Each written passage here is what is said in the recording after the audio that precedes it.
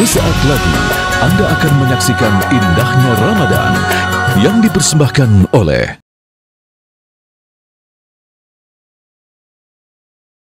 tentu saja Al-Quran la ya'tihil batilu min baini yadayhi wala min khalfih. Apa kata Allah Subhanahu wa taala dalam Al-Quran? Wa nunazzilu minal Qur'ani ma huwa syifa.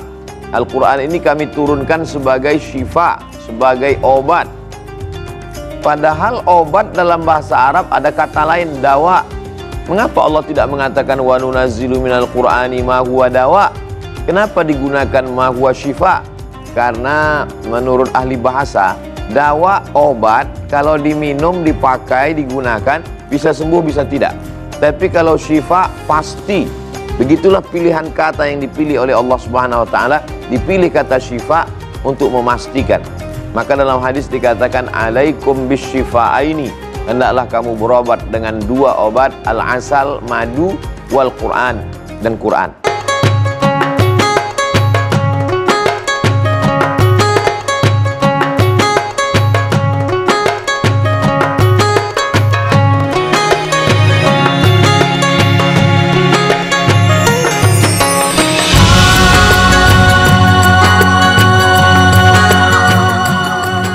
Bismillahirrahmanirrahim. Assalamualaikum warahmatullahi wabarakatuh. Alhamdulillahirabbil alamin. Alhamdulillahilladzi bi ni'matihi tatimmus shalihat. Allahumma shalli ala sayidina Muhammad. Segala puji bagi Allah, pemirsa, kita berkumpul kembali, kita bertemu kembali dalam indahnya Ramadan, menemani santap sahur Anda di pagi hari ini. Pemirsa, kita mengenal bahwa kita sebagai umat muslim, Al-Qur'an sebagai pedoman hidup kita, sebagai petunjuk. Namun kita ingin mengenal lebih dalam lagi bahwa Al-Qur'an juga sebagai syifa, atau Al-Quran juga sebagai obat penyembuh bagi diri kita semuanya. Nah, kita akan bahas lebih dalam bersama guru-guru kita yang sudah hadir di tengah-tengah kita. Ada UAS bersama sahabat. Assalamualaikum UAS. Waalaikumsalam warahmatullahi wabarakatuh. Sehat UAS? Alhamdulillah Ustaz Sofyan. Alhamdulillah. Ustaz Faizar sehat? Alhamdulillah. Kita akan mengaji lebih dalam lagi Al-Quran sebagai syifa bersama para jamaah yang di sini. Bagaimana para jamaah di sini? Assalamualaikum, sehat semuanya? Alhamdulillah. Kita langsung mulai saja. Ustadz Abdul Somad akan memberikan pemaparannya kepada kita semuanya. Fadal Ustaz. Bismillahirrahmanirrahim. Assalamualaikum warahmatullahi wabarakatuh. Waalaikumsalam. Alhamdulillah wassalatu wassalamu ala Rasulillah wa ala alihi wa sahbihi wa man tabi'ahu wa mawalah. Terima kasih Ustadz Sofyan. Hadir juga bersama kita guru kita semua Al-Mukarram Ustadz Faizar. Mudah-mudahan panjang umur, sehat badan, berkah ilmunya, berkah bacaan-bacaan zikir doanya, memberikan ketenangan batin buat kita semua. Jamaah yang ada di studio maupun yang ada di rumah, yang sedang berada di dalam kemuliaan bulan, kemuliaan waktu, kemuliaan hari. Mudah-mudahan kita selalu diberikan istiqamah hingga akhir hayat insyaallah. Amin. Amin. Ya Rabbal Alamin. Likulli da'in dawa. Setiap penyakit itu ada obatnya. Fatadawu, maka berobatlah kamu.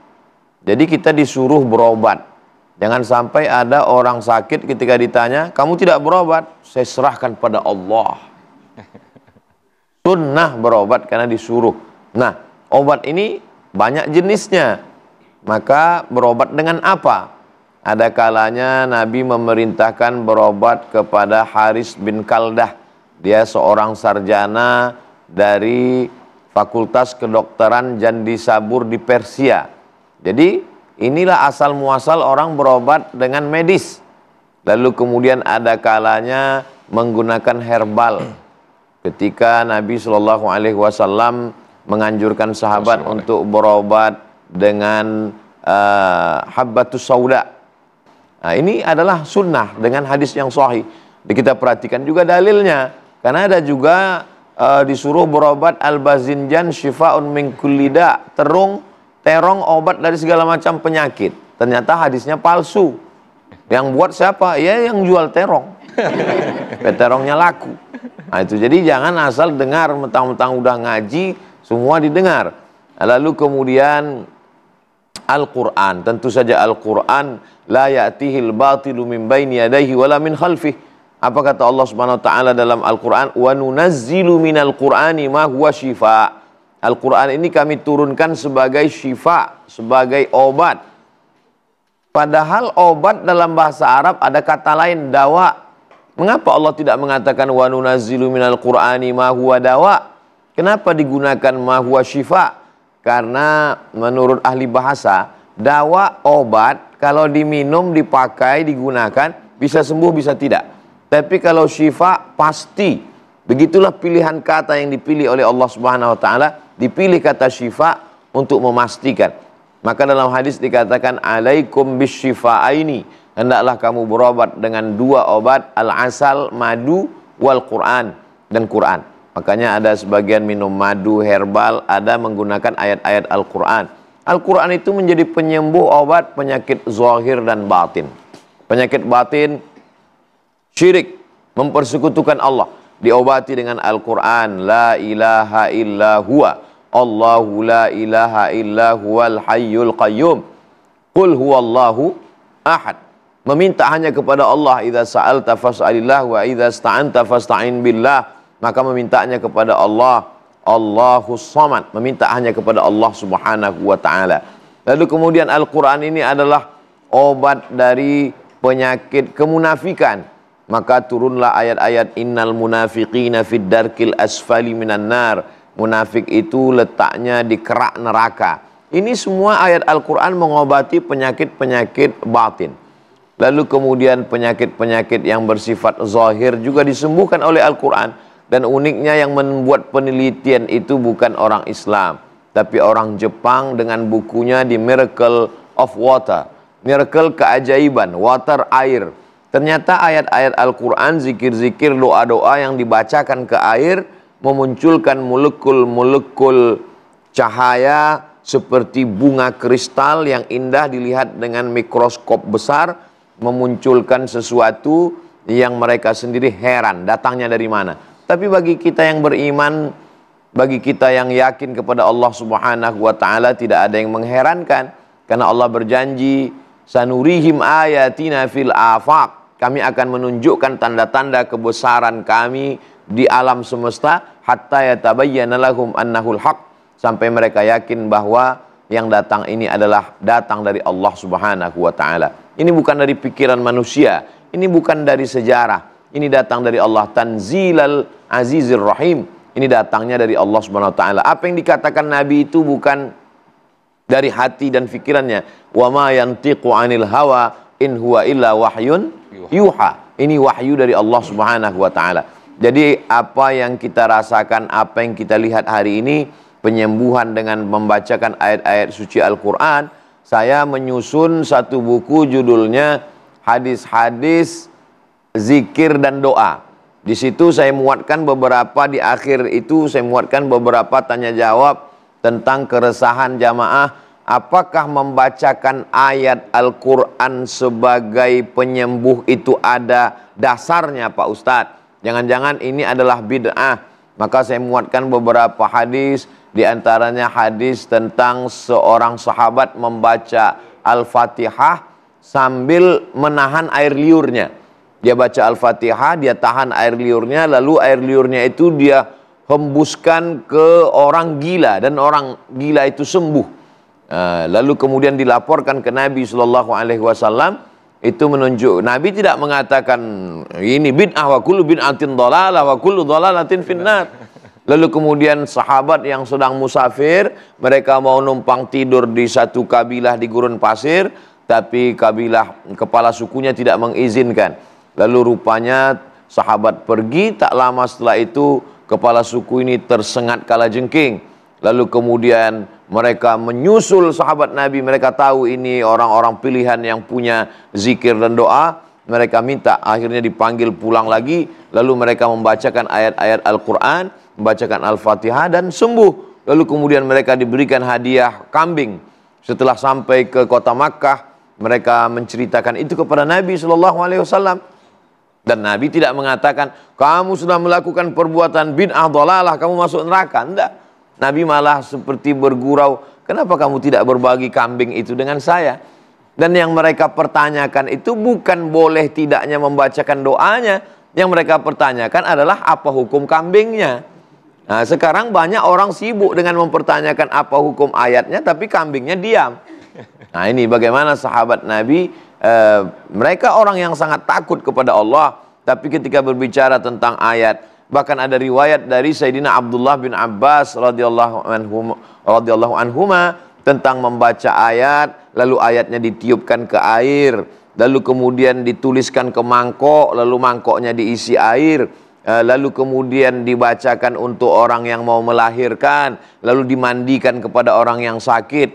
Ini semua adalah ma'thur amalan salafun salih. Alhamdulillah Ustadz Faizar diberikan Allah SWT kemampuan di bidang ini. Selama ini kalau jamaah datang ke saya bertanya, Ustadz Abdul Somad, masalah fikih insya Allah sesuai kemampuan bacaan kita jawab. Tapi kalau sudah terkait tentang orang yang kerasukan, diganggu setan, ingin kesembuhan, akhirnya karena kita tidak punya alternatif, kita hanya berteori orang tetap pergi ke dukun yang namanya sudah dirubah menjadi orang pintar. Dukun jangan robah jadi orang pintar, dukun tetap dukun. Mereka orang bodoh. Kalau dia pintar dia tidak jadi dukun, dia jadi dokter.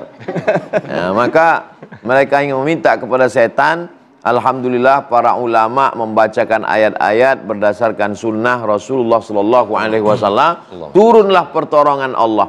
Di antara doa yang kita baca ketika khatam Quran, Allahumma arhamna bil Quran. Ya Allah, turunkanlah rahmatmu kepada kami melalui Al-Quran. Jadi turunnya pertolongan Allah itu melalui bacaan-bacaan Al-Quran, ditambah keikhlasan orangnya, ketulusan niatnya, kesucian ibadahnya, tahajudnya, zikirnya, dia orangnya wara' zuhud, tidak terjerumus kepada perbuatan haram, menghindari syubhat. Disitulah datang pertolongan Allah Subhanahu Wa Taala. Memang manusia ini tidak sama, bacaannya boleh sama, tapi kemampuan rahmat yang diberikan Allah, pembagian itu tidak sama. Ada yang ahli dalam bidang fikih, ada yang ahli dalam bidang sanad hadis, ada yang ahli dalam bidang tafsir, tapi ada juga orang yang diberikan Allah Subhanahu Wa Taala kelembutan hati, dibacakannya ayat-ayat kepada air, dibacakannya kepada seorang, lalu kemudian turun pertolongan Allah Subhanahu Wa Taala. Demikian Ustaz Sofyan. Baik, Masya Allah, syukran jazilan Ustaz Abdul Somad yang telah memberikan pemaparannya. Nah, di segmen berikut ini seperti apa yang tadi disampaikan oleh UAS, nanti kita akan menekankan langsung pemaparan dari Ustaz Faizar. Beliau ini spesifikasi di ahlinya di Ruqyatus Syariah. Apakah Al-Quran sebagai syifa? Kita akan lanjutkan setelah sahur berikut ini. Silakan Ustaz Faizar, Ustaz Usama, silakan kita lanjutkan lagi sahur. Oleh karenanya Rasulullah bersabda, ala wa inna fil jasadi mudghah, ketahuilah di dalam tubuh manusia itu ada segumpal daging. Idza shalahat shalaha jasadu kulluh. Kalau ini baik, baik seluruhnya. Tapi kalau rusak, rusak seluruhnya. Ala wa hiyal qalbu, ketahuilah gumpalan daging itu adalah qalbu. Qalbu itu jantung, bukan liver, hati. Kalau liver itu al-kabid.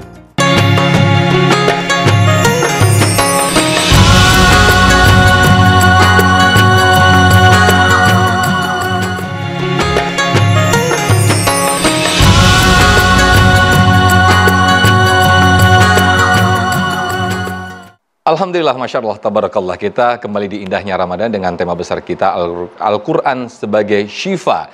Di segmen ini kita akan mendengarkan langsung pemaparan dari Ustadz Faizar. Beliau ini yang spesifikasi di bidang Ruqyatus Syariah. Nanti Ustadz Faizar setelah nanti memberikan pemaparan, ada mungkin nanti kita praktek bersama Ustadz ya. Ayat-ayat apa aja yang biasanya dibacakan dari ayat Al-Quran untuk Ruqyatus Syariah. Fadal Ustadz. Mungkin kita akan ruqyah bersama nanti. Silakan Ustadz Faizar. Ya. Bismillah.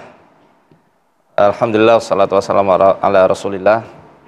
Yang saya muliakan Ustaz Abdul Somad, gurunda kita semuanya, dan para asatidzah dan semua hadirin serta pemirsa yang sedang melaksanakan santap sahur di rumah masing-masing. Al-Quran sebagai asyifa, seperti yang sudah dijelaskan oleh gurunda kita, itu dijelaskan di beberapa ayat dalam Al-Quran. Surat Yunus misalnya ayat 57. Ya ayuhan nasu qad ja'atkum mau'izatum mir rabbikum wa syifaa'un lima fis suduri wa hudaw wa rahmatul lil mu'minin. Wahai sekalian manusia, ya, telah datang kepada kalian mau'izah, ujangan nasihat dari Tuhan kalian, yang itu menjadi syifa, obat bagi apa yang ada di dalam dada, dan juga rahmat bagi orang-orang yang mengimaninya, rahmat dan juga petunjuk bagi orang yang mengimaninya. Di ayat ini secara spesifik menjelaskan bahwa Quran sebagai syifa bagi apa-apa yang ada dalam dada kita. Sedangkan penyakit-penyakit itu dijelaskan oleh Ibnu Qayyim al-Jauziyah di dalam kitab At-Tibbu An-Nabawi, dalam kitab Ighatsatul Lahfan dan lain-lainnya, menjelaskan bahwa penyakit itu secara garis besar ada dua. Karena perangkat manusia itu terdiri dari perangkat fisik dan metafisik, baik yang zahir maupun yang gaib.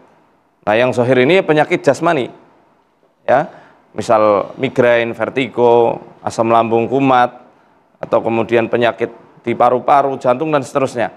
Itu masuk kepada penyakit klinis, penyakit medis yang bisa terdiagnosa melalui tenaga medis. Ada juga penyakit metafisik. Nah, penyakit metafisik atau penyakit gaib itu sumbernya memang ada dari dalam hati manusia.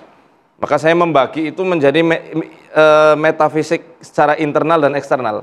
Kalau yang secara internal ini kadang-kadang ya karena masalah kesedihan dari orang itu, kemarahan yang mengendap selama bertahun-tahun, kemudian ketakutan yang tidak mendasar, atau syahwat yang terlalu bergejolak.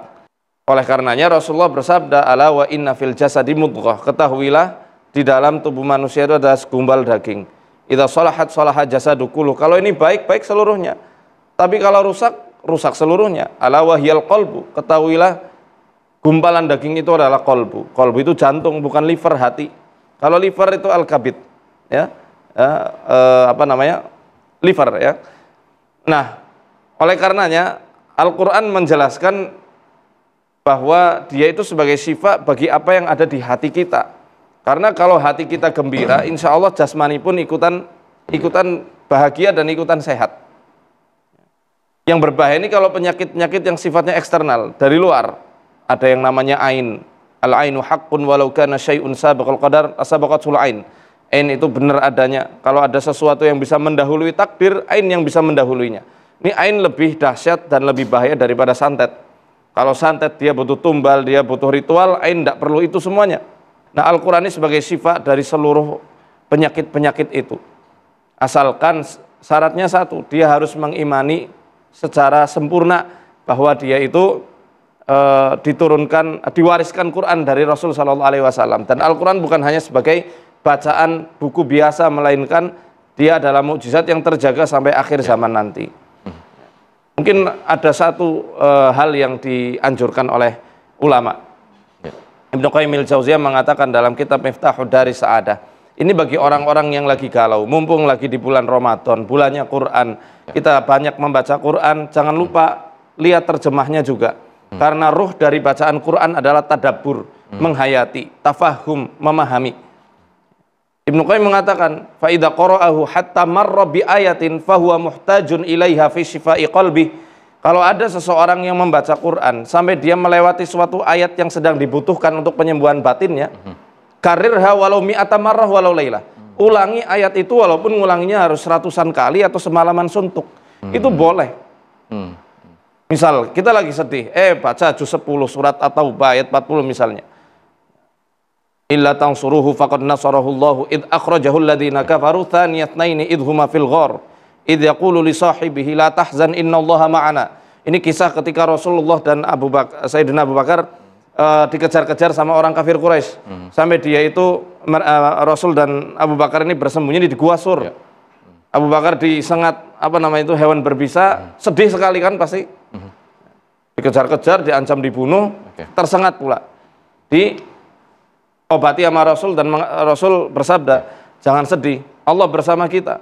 Fa'anzalallahu sakinatahu alaih, kemudian Allah menurunkan ketenangan untuknya, wa ayyadahu bijunudin lam tarauha, dan kemudian menguatkan posisinya dengan tentara yang kamu tidak bisa melihat. Dengan apa itu? Dengan laba-laba, dengan membuat sarang yang menutupi mulut gua, serta burung merpati yang bertelur di situ. Allah itu kalau mau nolong kita, logika kita nggak masuk. Semua pertolongan Allah itu mendobrak segala kemustahilan. Itu kalau kita hayati, lepas segala gundah gulana serta kegalauan kita. Itu bisa diulang-ulang semalaman suntuk. Nah, sampai baik Ustaz Faizar, kita langsung praktekkan saja karena tadi disinggung bisa mengulang-ulang. Oke, mungkin bisa saya temani di tengah, boleh maju ke depan Ustaz Faizar karena tadi kita coba langsung praktek, mungkin bisa ke tengah sini Ustaz. Fadhal Ustaz. Nah, Tadi antum tadi mengatakan ada beberapa ayat yang bisa diulang-ulang, yang bisa dipraktek. Mungkin kita bersama jamaah kira-kira ayat apa kira-kira Ustaz Faizar yang bisa dibacakan dan juga diulang-ulang Ustaz? Fadal. Kalau yang sering diulang-ulang para ulama jelas Al-Fatihah. Ya. Itu Al-Fatihah karena Al-Fatihah ini induknya Quran. Ayatul Kursi juga demikian. Karena dia adalah tuannya seluruh ayat-ayat yang ada dalam Al-Qur'an. Mungkin kita bisa praktekkan mengulang-ulang tergantung jenis gangguannya nih. Ada yang mungkin mau dipraktekkan enggak? Oke, boleh Ustaz. Mohon izin. A'udzu billahi minasy syaithanir rajim. Bismillahirrahmanirrahim. Alhamdulillahi rabbil alamin. Ar-Rahmanir Rahim. مالك يوم الدين إياك نعبد وإياك نستعين اهدنا الصراط المستقيم صراط الذين أنعمت عليهم غير المغضوب عليهم ولا الضالين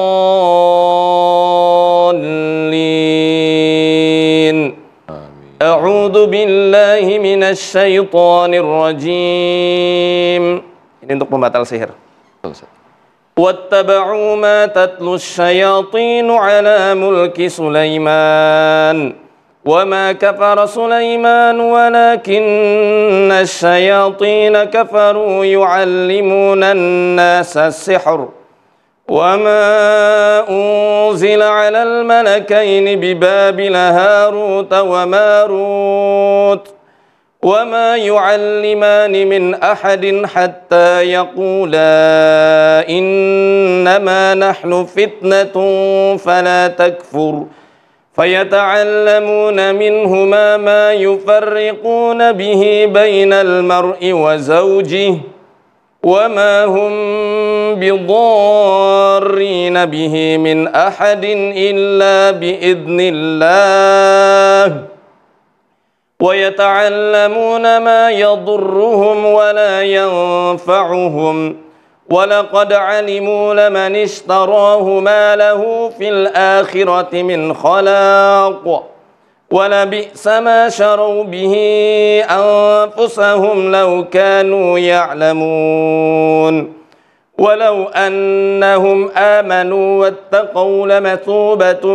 من عند الله خير لو كانوا يعلمون أعوذ بالله من الشيطان الرجيم الله لا إله إلا هو الحي القيوم لا تأخذه سنة ولا نوم له ما في السماوات وما في الأرض من ذا الذي يشفع عنده إلا بإذنه يعلم ما بين أيديهم وما خلفهم ولا يحيطون بشيء من علمه إلا بما شاء وسع كرسيه السماوات والأرض ولا يؤوده حفظهما وهو العلي العظيم. Sadaqallahul azim. Sadaqallahul azim. Fadhal Ustaz, boleh duduk kembali. Masya Allah, tabarakallah apa yang disampaikan Ustaz tadi. Baik, kita selalu lagi, nanti kita di segmen berikut kita akan bahas lebih dalam lagi tentang Al-Quran sebagai syifa. Fadhal Ustaz, silakan Ustaz. Kita tidak serta-merta langsung berpikir irasional. Dikit-dikit jin, dikit-dikit jin. Kita rasional dulu. Nah, setelah itu baru ada gangguan, maka kita perdengarkan ayat. Kalau saya sendiri, anak saya dari sejak istri mengandung sampai sekarang, MP3 Quran itu tidak pernah berhenti, non-stop. Karena saya yakin dengan hadis Nabi SAW, kalau dibacakan surat Al-Baqarah di rumah itu, maka tidak didekati oleh jin, setan, dan gangguan.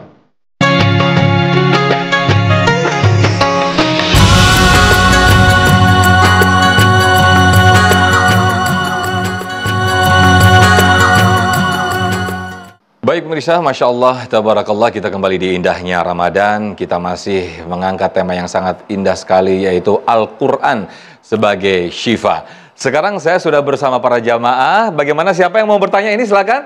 Saya. Oke, saya sudah bersama bapak-bapak, jamaah dari bapak-bapak. Ya, sudah siap? Boleh, silakan berdiri. Bismillahirrahmanirrahim. Assalamualaikum warahmatullahi wabarakatuh. Waalaikumsalam warahmatullahi wabarakatuh. Perkenalkan, nama saya Abdul Hakim. Saya ingin bertanya mungkin kepada Ustadz Faizar, bahwa kita ketahui bahwa Al-Quran adalah syifa bagi kita semua. Tapi beberapa orang kan ada juga yang mungkin tidak bisa membaca Al-Quran, sehingga untuk membaca Al-Quran mungkin dia agak keraguan-raguan. Makanya kemudian dia minta bantuan orang lain, dan orang tersebut kemudian membeli tulisan Al-Quran yang kemudian ditempel di dinding rumahnya. Dan ini berharap juga Al-Quran ini menjadi syifa dan juga sebagai penangkal dari gangguan-gangguan setan. Bagaimana menurut Ustadz Faizar dengan kondisi seperti ini? Terima kasih. Assalamualaikum warahmatullahi wabarakatuh. Waalaikumsalam. Menarik pertanyaannya. Silakan Ustadz Faizar, nanti mungkin berikutnya saya lempar ke Ustadz Abdul Somad. Silakan Ustadz Faizar. Walaupun hal tersebut tidak dilarang, ya, para ulama mengatakan kalau misal Al-Quran itu dituliskan tidak tercampur dengan wafak, tilasmun dan lain-lain, itu tidak masalah. Namun pada kenyataannya banyak sekali ayat-ayat Quran itu yang tercampur baur dengan simbol-simbol yang tidak jelas atau nama-nama selain nama Allah Ta'ala. Maka saya lebih menyarankan sekarang ada YouTube. Di channel YouTube saya juga sudah saya rekamkan itu ayat-ayat khusus tentang ruqyah, maka bisa di-subscribe lah YouTube saya itu. Jangan lupa like and subscribe ya Ustaz, and share.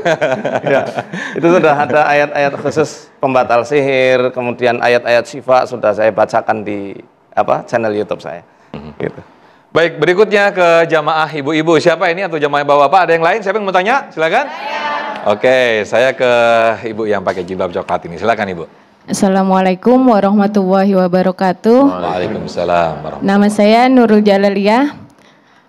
Saya ingin bertanya, amalan apa yang bagus buat anak bayi? Terkadang kan suka nangis tuh Ustadz. Nah, kita sebagai ibu-ibu kadang bingung. Kadang ada yang bilang ke orang pinter gitu. Tapi kita pengen, karena kan katanya Al-Quran itu ada bacaan asyifa. Jadi mohon bantuannya buat amalan apa yang ada di Al-Quran, ayat apa, biar kita sebagai ibu-ibu bisa tenang kalau menghadapi bayi yang sering nangis. Ya. Terima kasih. Baik. Lapar kali bu, bayinya bu. Assalamualaikum warahmatullahi wabarakatuh. Lapar kali bu. Atau suaminya jangan-jangan nangis terus. Saya persilakan terlebih dahulu. Uas, silakan Uas. Betul kata Ustadz Sofyan. Jadi boleh jadi bayi itu haus. Jadi kalau bayi menangis itu hanya 3 kemungkinan. Haus, lapar, atau dia buang air. Kalau sudah diperiksa itu aman, sudah disusukan, sudah pampersnya sudah diganti, tidak juga berarti baru ada gangguan. Jadi itulah tadi, kita tidak serta-merta langsung berpikir irasional. Dikit-dikit jin, dikit-dikit jin. Nanti kalau kita tidak cek dulu, langsung saja kita putarkan suara Ustadz Faizar di channel YouTube beliau. Kita putarkan, anaknya nggak berhenti, yang disalahkan Ustadz Faizar. Ustadz Faizar pula. Padahal yang salah. Jadi kita rasional dulu. Nah, setelah itu baru ada gangguan, maka kita perdengarkan ayat. Kalau saya sendiri, anak saya dari sejak istri mengandung sampai sekarang, MP3 Quran itu tidak pernah berhenti, non-stop. Karena saya yakin dengan hadis Nabi SAW, kalau dibacakan surat Al-Baqarah di rumah itu, maka tidak didekati oleh jin, setan, dan gangguan. Lalu kemudian dikhatamkan Al-Baqarah, diulang terus Al-Baqarah, atau surat-surat pilihan. Kalau dulu mungkin kita datang ke Ustadz, Kiai, kita rekam MP3, kita pulang, kita perdengarkan. Sekarang Alhamdulillah dengan kemudahan kecanggihan teknologi, langsung kita tulis saja www.youtube.com, tulis di search itu Ustadz Faizar. Iya. Langsung dengarkan suaranya. Oke. Nah, dan ibu juga membacakan sendiri yang ayat-ayat yang mudah ibu bacakan Al-Fatihah. Saya pernah naik pesawat Iya. dari Pekanbaru ke Batam.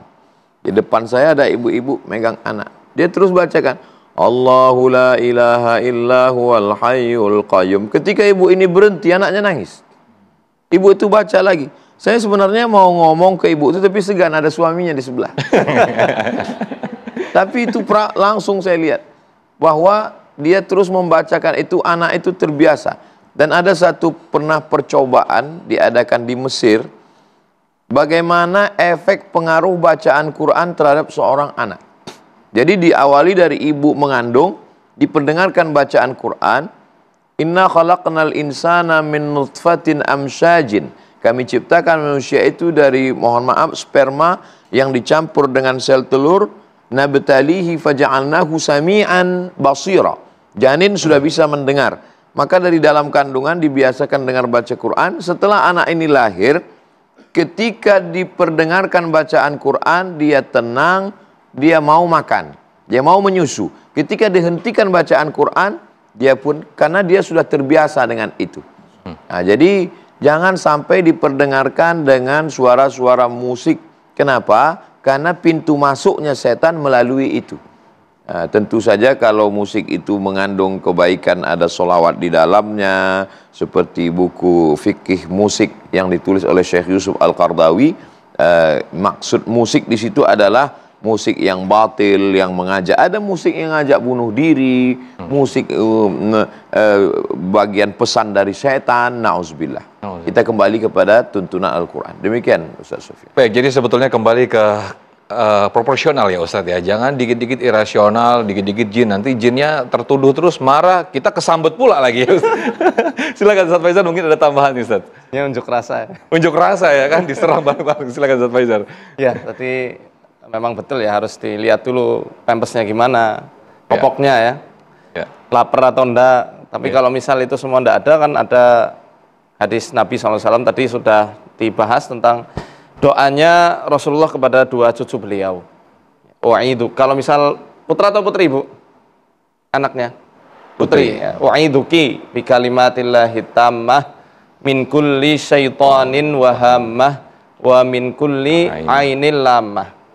Ya, kemudian nanti bisa dibacakan juga surat Al-Anfal ayat 11. Al-Anfal ayat 11 ya.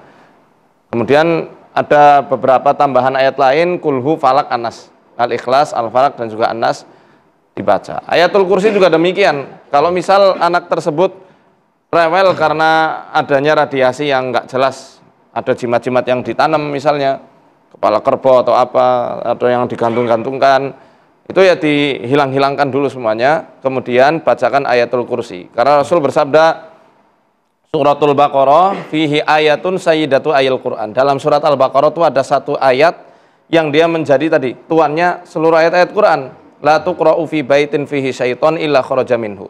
Tidaklah satu ayat ini dibacakan pada suatu rumah yang ada setannya, rumah angker begitu, maka setan akan keluar dari rumah itu. Ini ayatul kursi. Itu ibu harus yakini betul ketika membaca, jangan sekedar formalitas apalagi cuma coba-coba. Baca. Kalau coba-coba kayak gitu ya efeknya juga coba-coba. Setengah-setengah. Gitu. Baik, Masya Allah. Kita akan bahas lebih dalam lagi. Ini saya yakin para jamaah di sini banyak sekali yang ingin bertanya bahwa Al-Quran sebagai syifa. Kita akan teruskan, tapi kita lanjutkan sahur lagi. Silakan Ustaz. Bahkan Rasul mengatakan kan, man istata'a minkum an yanfa'ahu falyanfa'. Barang siapa yang di antara kalian mampu menyalurkan kemanfaatan untuk saudaranya, hendaklah dia melakukannya. Kalau kita bisanya dengan doa, ya dengan doa. Kan syarat ruqyah tadi sudah jelas, ada 3. An yakuna bi kalamillahi ta'ala au bi sifatihil ula au bi asma'il husna. Harus menggunakan kitabullah, Quran, asma'ul husna dan sifat-sifat Allah yang mulia. Dan yang ketiga ini kan yang terpenting ini sebenarnya. Harus diyakini yang menyembuhkan itu Allah, bukan doa kita maupun diri kita sendiri. Siapalah kita? Kita hanya orang yang mengetuk pintu pertolongan Allah Ta'ala melalui doa-doa tersebut.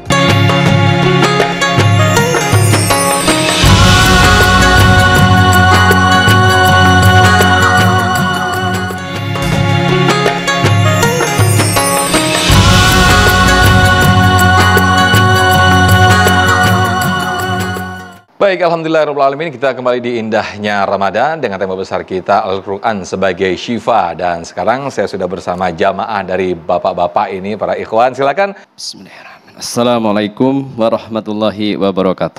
Waalaikumsalam. Allahumma sholli ala sayyidina Muhammad wa ala ali sayyidina Muhammad.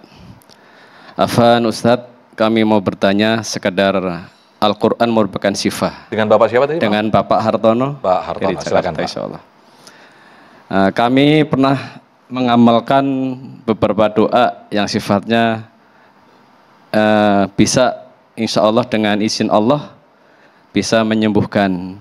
Apakah ketika kita mengamalkan suatu doa tersebut dengan semata-mata ingin ridho Allah, dan ketika kita bisa memberikan beberapa manfaat untuk saudara kita ataupun teman kita, kebenaran Allah angkat penyakitnya, itu suatu hal yang kira-kira dimurkai Allah atau enggak Ustadz? Itu aja. Dibenarkan atau tidak? Dibenarkan atau tidak, atau bahkan mendarat murka Allah. Demikian dari kami. Assalamualaikum warahmatullahi wabarakatuh. Waalaikumsalam. Fadal Ustaz Faizar. Doa untuk kesembuhan, apakah dimurkai Allah atau enggak? Ayat-ayat tertentu begitu ya, tadi ya ingin sampaikannya. Ya. Ya, kalau semacam itu doa kita justru malah dianjurkan mendoakan saudara kita. Gimana mungkin Allah memurkai kita? Baik. Ya. Bahkan Rasul mengatakan kan, man istata'a minkum an yanfa'a akhahu falyanfa'. Barang siapa yang diantara kalian mampu menyalurkan kemanfaatan untuk saudaranya, hendaklah dia melakukannya. Kalau kita bisanya dengan doa, ya dengan doa. Kan syarat ruqyah tadi sudah jelas, ada 3. An yakuna bi kalamillahi ta'ala au bi sifatihil ula au bi asma'il husna. Harus menggunakan kitabullah, Quran, asma'ul husna, dan sifat-sifat Allah yang mulia. Selagi dalam doa itu tidak ada mengandung permintaan kepada selain Allah, boleh-boleh saja. Ya. Yang kedua, an yakuna bi kalamil arabi au bima yuqalu ma'nahu min ghairi. Harus menggunakan bahasa Arab atau bahasa yang bisa difahami maknanya. Misal kita berdoa pakai bahasa Indonesia pun boleh. Kita meruqyah, selama ruqyah itu kita bacanya pakai Indonesia terus, bahasa Jawa terus, bahasa Sunda terus, boleh, selagi tidak ada unsur-unsur kesyirikan di dalamnya. Dan yang ketiga ini kan yang terpenting ini sebenarnya, harus diyakini yang menyembuhkan itu Allah, bukan doa kita maupun diri kita sendiri. Siapalah kita? Kita hanya orang yang mengetuk pintu pertolongan Allah Ta'ala melalui doa-doa tersebut. Ya. Jadi wallahu a'lam, itu dari saya seperti itu. Baik. Ustaz Faizal, terima kasih. Selanjutnya saya ke para jamaah, silakan. Assalamualaikum warahmatullahi wabarakatuh. Waalaikumsalam warahmatullahi. Ini pertanyaan berkaitan dengan diri saya sendiri Ustadz. Untuk amalan-amalan syifa, kebetulan saya sudah berkeluarga itu 4 tahun dan belum dikaruniai keturunan. Sebelumnya sudah pernah diberi beberapa amalan oleh Ustadz saya juga.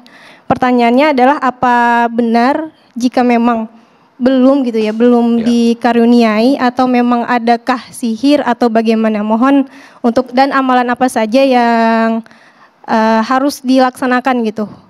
Oke. Demikian, terima kasih. Dengan Ibu siapa tadi, mohon maaf? Wulan. Ibu Wulan, Oh, iya. Terima kasih. Terima kasih Silakan, Ustadz. Assalamualaikum warahmatullahi wabarakatuh. Fadal Ustaz Faizal, mungkin nanti bisa Ustadz, ditambah mohon izin saya ngecek kondisi kesehatannya. Maaf. Udah? Kamera, oke. Lihat lidahnya. Meret lagi.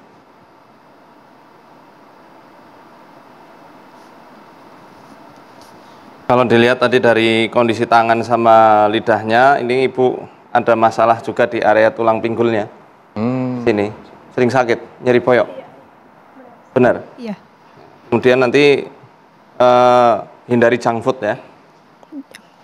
Junk food, mie instan, tepung-tepungan, kurangi gula, pemanis-pemanis buatan dari gula pasir dan lain-lain. Untuk ibu saat ini jangan dulu.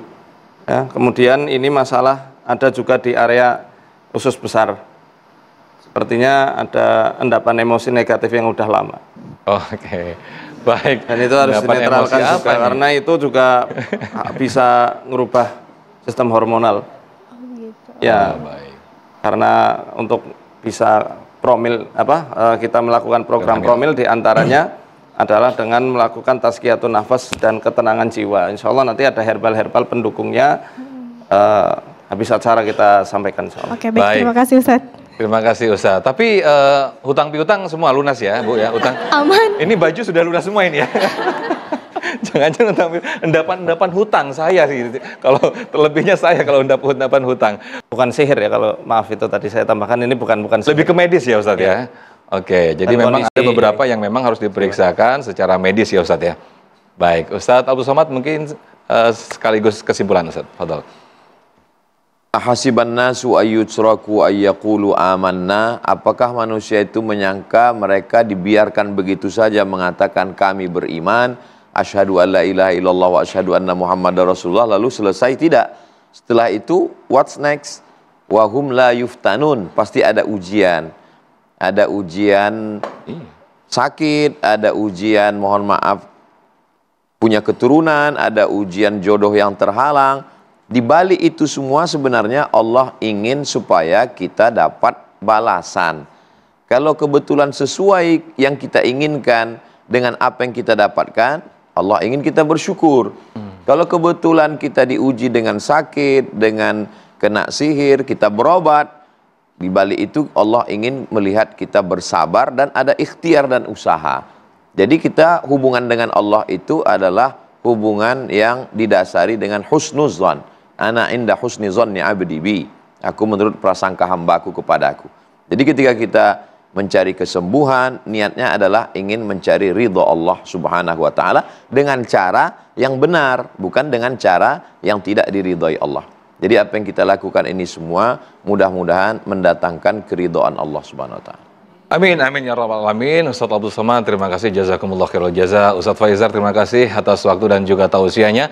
Mudah-mudahan di pagi hari ini apa yang kita dapatkan di pagi hari ini mendapat menjadi tambahan khasanah keislaman kita, khususnya semoga kita semakin terpaut hati kita dengan Al-Quran sehingga Al-Quran menjadi betul-betul syifa untuk diri kita semuanya. Saya Muhammad Sofyan, UAS dan juga Ustadz Faizar pamit undur diri. Terima kasih. Wassalamualaikum warahmatullahi wabarakatuh. Waalaikumsalam.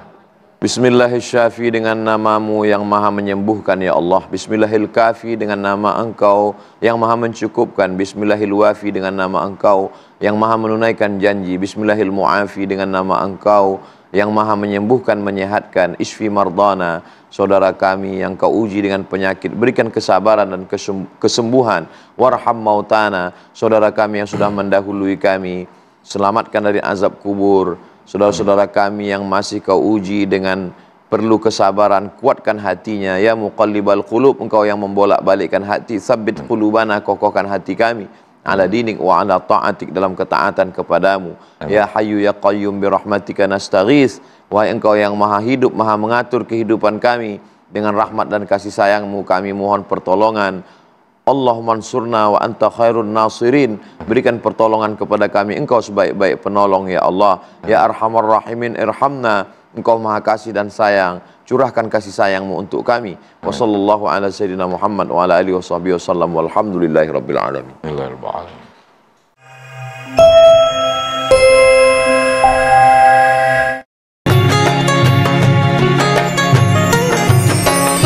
Anda baru saja menyaksikan Indahnya Ramadan yang dipersembahkan oleh